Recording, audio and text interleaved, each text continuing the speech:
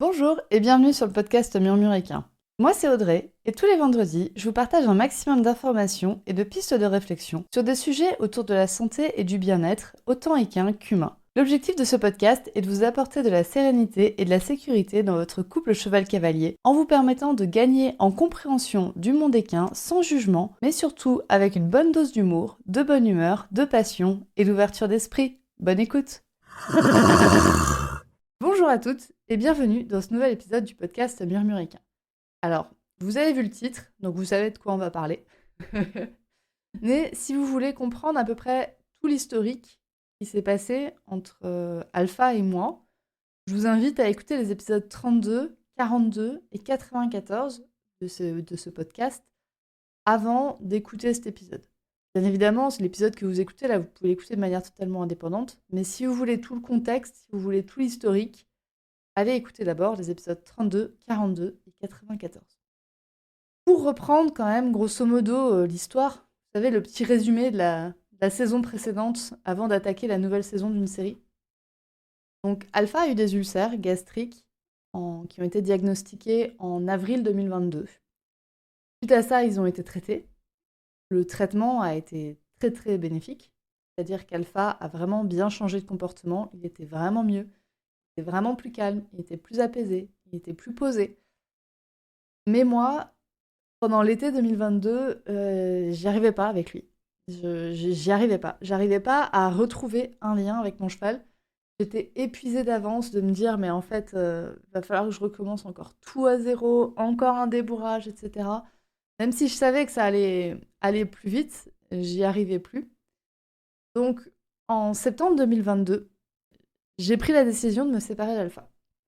J'ai pris la décision de me séparer d'Alpha, donc il y a plus d'un an maintenant, en septembre 2022, et j'ai eu du mal. J'ai vraiment eu du mal. Et j'ai pas eu le courage en fait de poster une annonce de vente d'Alpha. Ce qui s'est passé, c'est que j'ai mis une annonce de pension complète, de recherche de pension complète, et j'ai mis une première fois l'annonce. Il y a eu personne. J'ai mis une deuxième fois l'annonce sur Instagram. Et en fait, au moment où j'ai posté la deuxième fois l'annonce de recherche une pension complète, dans ma tête, je me suis vraiment dit, mais c'est pas ça que je veux. Ce que je veux, c'est que ce cheval sorte de ma vie. Ce que je veux, c'est ne plus avoir à m'occuper d'Alpha. Et donc, j'ai contacté la présidente de l'association où j'avais acheté Alpha. Et je lui ai expliqué, je lui ai dit, écoute, j'arrive plus à avoir un lien avec ce cheval, j'ai plus de lien avec ce cheval, donc je réfléchis à le vendre. Est-ce que tu peux m'aider? Est-ce que tu peux m'aider à le vendre, c'est-à-dire à déterminer son prix? Je ne savais pas du tout comment on détermine un prix. Puis de peut-être partager l'annonce. Enfin voilà, est-ce que tu peux m'aider? Donc je lui envoie tout ce message. Et puis je quitte Messenger. Et là, je reviens sur Instagram. Et il y a une jeune femme qui m'avait envoyé un message pour me dire: ah, je suis trop intéressée par Alpha. Votre mode de pension, ça me conviendrait trop. Est-ce que est-ce que je peux venir l'essayer? Donc là, Audrey manque de couilles. Audrey manque d'ovaires qui dit: ouais, ouais, ok, viens. Viens. Tu vois, Audrey rechange d'avis en se disant: bah ouais, ok, on va essayer la pension complète. Et je m'étais dit, enfin, j'ai dit à cette jeune fille qui s'appelle Lucille, enfin, à cette jeune femme, c'est plus une fille, c'est une jeune femme, qui s'appelle Lucille. Et donc je lui dis: bah par contre, bah, je te préviens, en fait, moi, dans ma tête, je veux le vendre. Donc, je nous laisse, en fait, l'hiver pour voir. Et je me suis dit, bah, la pension complète, ça peut être bien parce que moi, je vais pouvoir voir est-ce que moi, j'arrive vraiment à me séparer de mon cheval ou pas, parce que j'avais quand même des doutes. Est-ce que mon cheval accepte de se séparer de moi? Et est-ce qu'il y a la possibilité de lui trouver quelqu'un? Parce qu'Alpha est quand même assez atypique niveau comportement. Quand même, quand même assez caractériel. Il a quand même des grosses poussées émotionnelles, on va dire. De gérer ses émotions, c'est pas facile. Donc, j'ai annoncé ça très rapidement à Lucille quand elle est venue faire l'essai. Je lui dis: bah, par contre, voilà, moi, je te préviens, c'est à peu près en vue d'une vente. Enfin, j'ai besoin de tester aussi moi-même, mais la possibilité de vente, elle est là, quoi. Et Lucille m'a dit: ok. Ok, parce que moi ça me va bien, j'ai eu des histoires un peu compliquées avec d'autres chevaux qui sont un peu mal finies, et moi justement je réfléchis à acheter un cheval, mais je sais pas non plus ce que je veux acheter. Est-ce que je veux acheter un poulain? Est-ce que je veux acheter un cheval adulte? J'en sais rien. Donc moi aussi ça va me permettre d'essayer. Est-ce que je veux acheter un cheval ou pas? Donc en fait la situation était parfaite. La situation était parfaite. Moi je voulais voir si j'étais capable de vendre mon cheval, je voulais voir si mon cheval était capable de se séparer de moi, et Lucille voulait voir si elle était capable d'acheter un cheval. Donc c'était la situation en octobre 2022 quand Lucille est venue essayer Alpha. Et puis Lucille du coup a commencé la pension complète d'Alpha, donc c'est-à-dire que c'est elle qui payait toute la pension. Moi j'ai gardé les frais vétérinaires. Elle a commencé donc en novembre 2023, début novembre 2022, début novembre 2022. Donc voilà. Et en fait, ça s'est passé, mais d'une fluidité incroyable. Je j'en revenais pas. C'est-à-dire que le jour où elle est venue faire l'essai, moi, j'arrivais plus à sortir Alpha du pré, c'est la catastrophe à chaque fois qu'on sortait du pré, on s'embrouillait tout le temps, j'y arrivais pas. Et Lucille, donc pendant l'essai, je dis bah si tu veux, tu peux faire un peu de travail à pied avec lui dans le pré. Et elle me dit bah je voudrais essayer en balade à pied. Et là dans ma tête, je me suis vraiment dit oh la cata, ça va être la pire situation possible. Et je me suis dit bah vraiment, bah écoute, elle va le voir dans la pire situation possible. Elle va le voir dans la pire situation possible. Donc allons-y, allons en balade à pied. Au pire, je suis pas loin. Au pire, je reprends mon cheval, je sais le gérer quand même si on a du mal, je sais le gérer. Et voilà, je me suis vraiment dit ça, bah ok, allons-y, Lucille, tu vas voir le pire d'Alpha. Enfin, je lui ai pas dit, hein, je l'ai pensé. Je l'ai pensé, mais je lui ai pas dit. Et, euh, et là, Lucille et Alpha sont partis. Et le temps que je ferme les portes du pré, etc., ils étaient 100 mètres plus loin. Alpha ne s'est même pas retourné. Et ils sont partis, comme s'ils étaient partis en balade, comme ça faisait en fait des années qu'ils partaient en balade ensemble. Et là, dans ma tête, je me suis dit, ah, ok, ça va déboucher sur une vente. Donc voilà, je me suis vraiment dit, ok, là en fait, ben, j'ai déjà une de mes réponses à la question, est-ce que mon cheval est capable de se séparer de moi? La réponse est oui.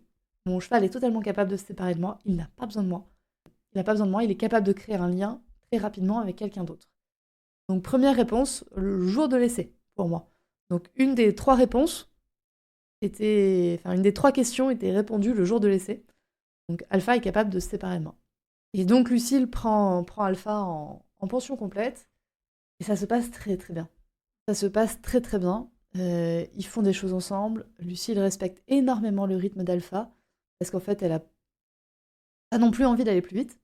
Donc ils font beaucoup de travail à pied, ils font beaucoup de travail en liberté. Euh, à ce jour-là, je crois que Lucille est montée genre 4 fois dessus. Oh, 4. Allez, 4 si on compte l'essai de la selle. Enfin, elle est peu montée dessus encore, alors que ça fait longtemps que maintenant elle l'a en pension. Et voilà, elle a vraiment en fait respecté le rythme d'Alpha, et ils se sont vraiment très bien trouvés. Et donc du coup, on en arrive à fin janvier 2023, où j'ai enregistré en fait l'épisode 94.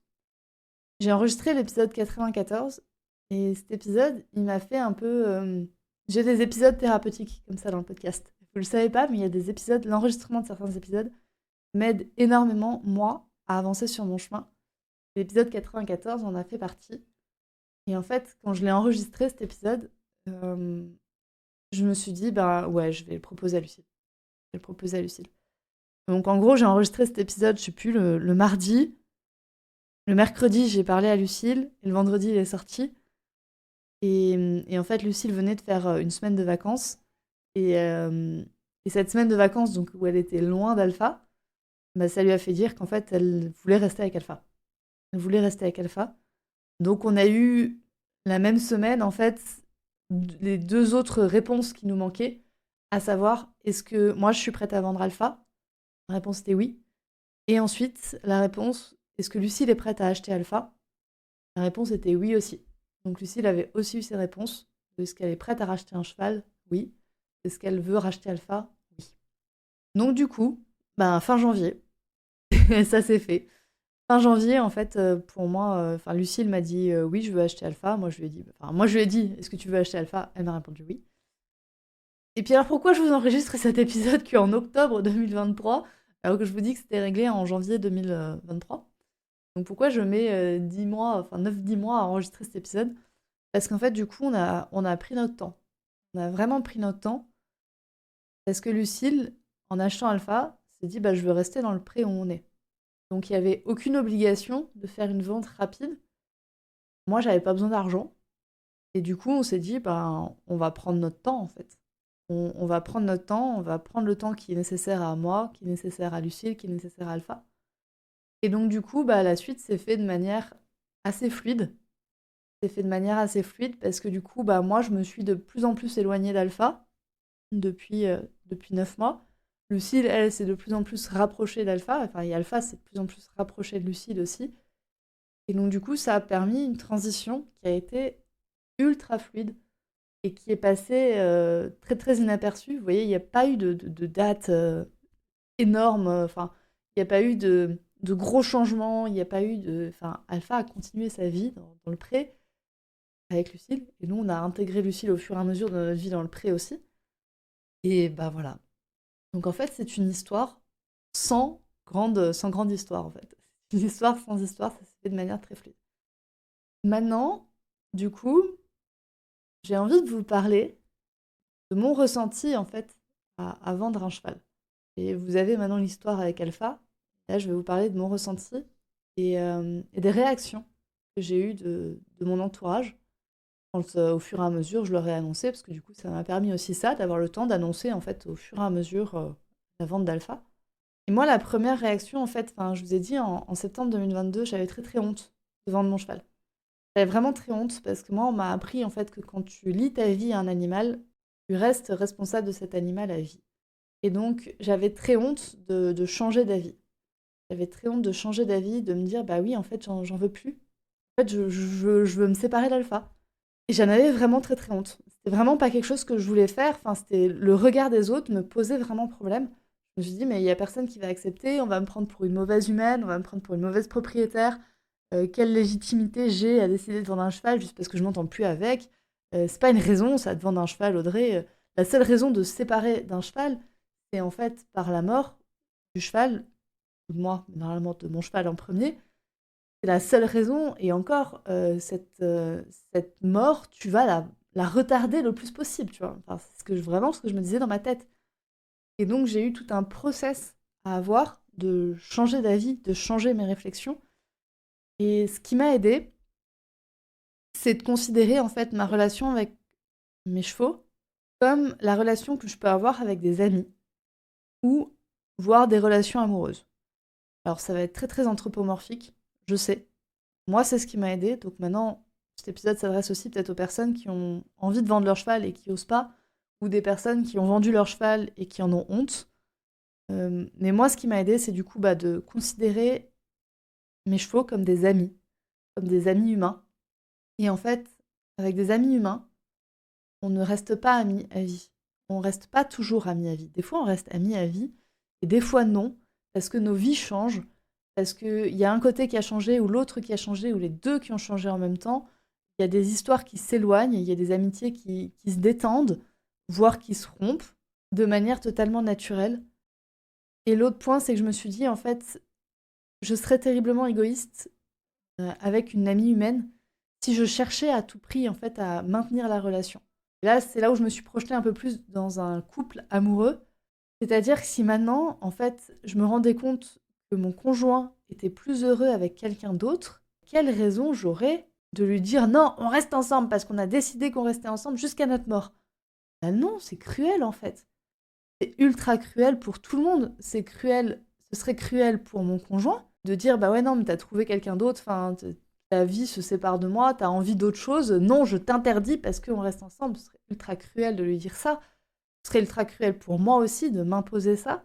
Et en fait, ça ne mènerait pas à une bonne relation. Quand dans un couple ça va pas bien, on se sépare, on divorce. Enfin, on essaie peut-être un petit peu de recoller les morceaux, mais si vraiment juste nos vies se séparent, ben c'est normal et c'est sain de se séparer au moment-là.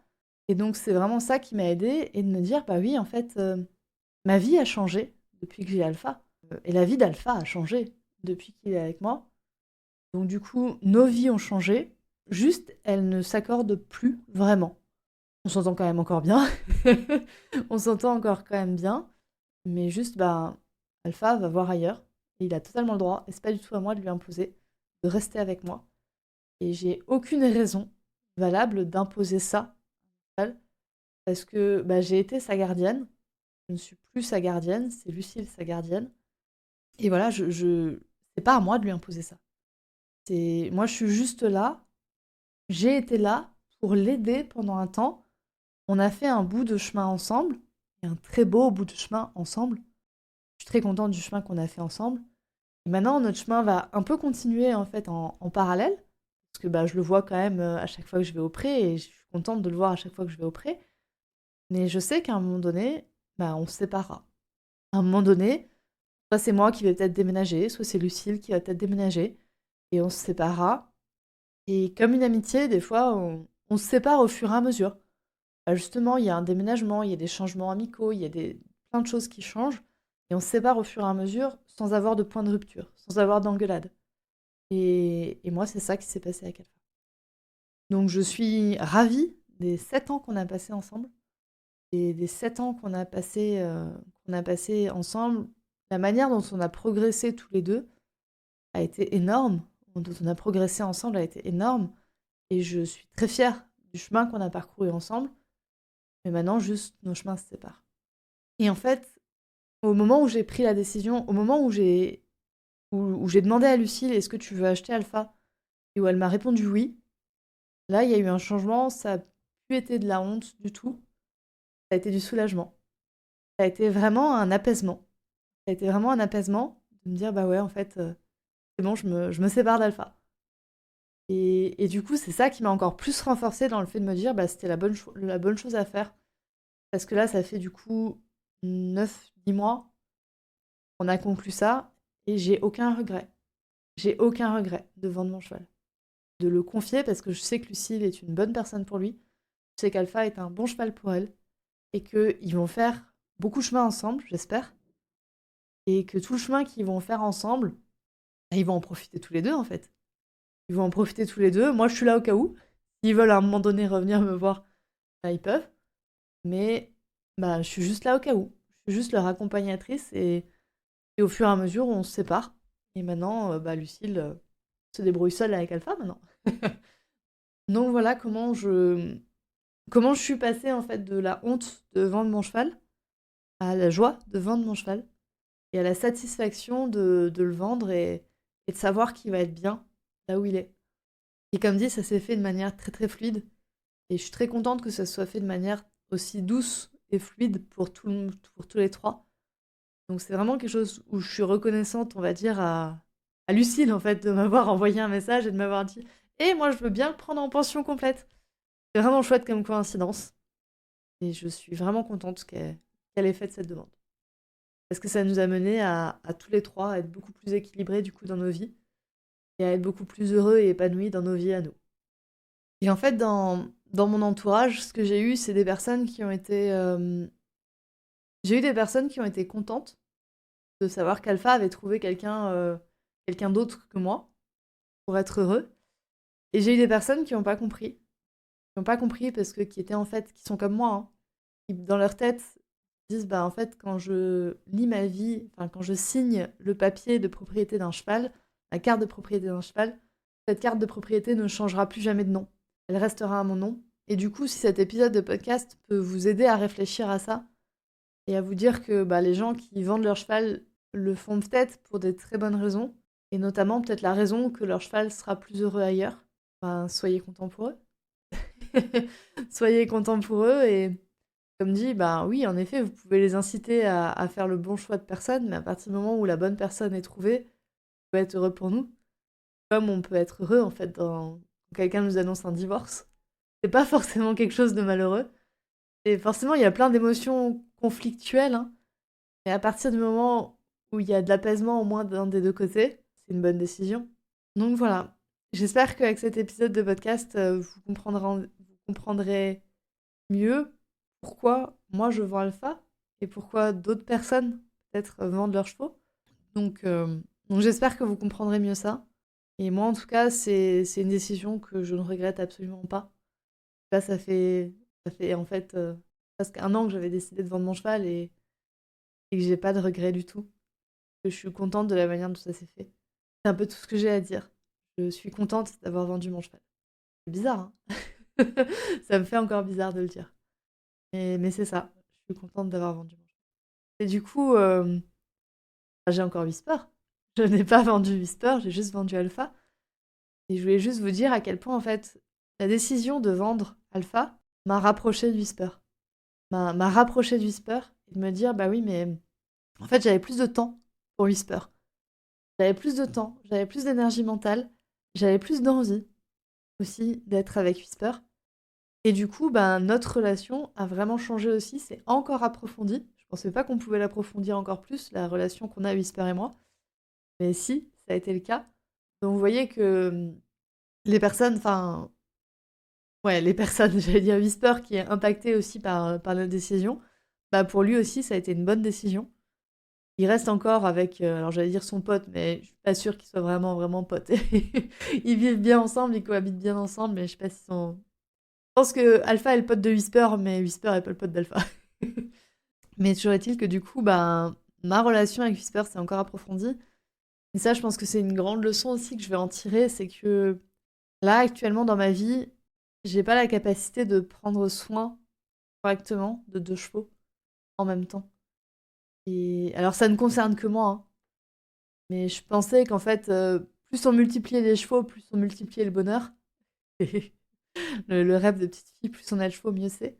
Et là, je me rends compte que, c'est bien. Ça me va très bien. Je dis pas qu'il n'y en aura jamais de deuxième, hein. Pas tout de suite. Vraiment pas tout de suite. Et il y a autre chose où je me suis dit, je me suis encore posé la question avec Whisper et Whisper, je n'envisage absolument pas de le vendre. Donc je pense que Alpha a été là de manière transitoire dans ma vie, qui m'a aidé à prendre conscience de certaines choses. Il a été très salvateur parce qu'en fait, il est arrivé dans ma vie au moment où Whisper était malade et il part de ma vie au moment où Whisper va bien. Et je pense qu'Alpha m'a aidé moi aussi à aller mieux, à accepter que la vie, ça pouvait être fluctuant et qu'il a pris le relais à un moment donné pour Whisper et que là, il lui rend le relais. C'est comme ça que je vois les choses. Après 1 an d'expérimentation, c'est comme ça que je vois les choses. Donc voilà le dernier effet positif que la vente d'Alpha a eu, c'est de me rapprocher encore plus de Whisper et d'avoir encore plus une belle relation avec lui. Donc vraiment, c'est pas parce qu'on vend un cheval qu'on n'aime plus du tout les chevaux. C'est aussi une des leçons que j'ai tirées.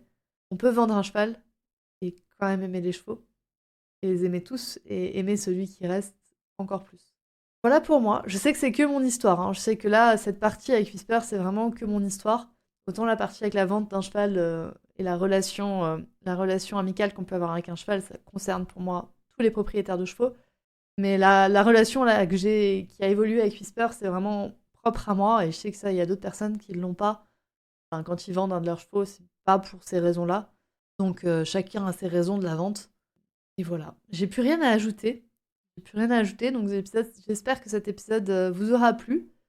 C'est un épisode un peu plus personnel sur ce qui se passe dans ma vie. Il n'y a pas de, il n'y a pas de grandes leçons à en tirer, si ce n'est que quand quelqu'un vous annonce qu'il va vendre son cheval, demandez pourquoi, et puis ensuite soyez heureux pour lui. Je pense que la plupart des personnes, cet épisode ne leur servira à rien, sauf à raconter ma vie à moi, à écouter ma vie à moi. Donc merci de l'avoir écouté. Je suis très contente de l'avoir enregistré, et je pense que ouais, ça va être un nouvel épisode thérapeutique pour moi, celui-là. Je vous les annoncerai peut-être, les épisodes qui ont été thérapeutiques. En attendant, je vous souhaite une très bonne journée. Et merci de l'avoir écouté cet épisode. Et à très bientôt pour un prochain épisode. Au revoir. Et voilà, c'est la fin de cet épisode du podcast Murmuréquin. J'espère que cet épisode vous a plu. Si c'est le cas, n'hésitez pas à venir me le dire sur Instagram ou par mail. Vous pouvez aussi partager l'épisode à une personne qui veut en apprendre plus sur les chevaux. Et si vous avez envie de soutenir un média qui a comme ambition de propager le savoir au plus grand nombre et ainsi d'améliorer la vie de nos compagnons à crinière, vous pouvez le faire dès aujourd'hui en faisant un don sur le compte Tipeee du podcast Murmuréquin. Je vous laisse donc le lien de mon compte Tipeee dans la description de cet épisode et je vous remercie au plus profond de mon cœur si vous m'aidez dans le projet fou de ce podcast qui est de rendre le savoir équin toujours plus accessible pour tout le monde. On se retrouve vendredi prochain pour un nouvel épisode. À bientôt!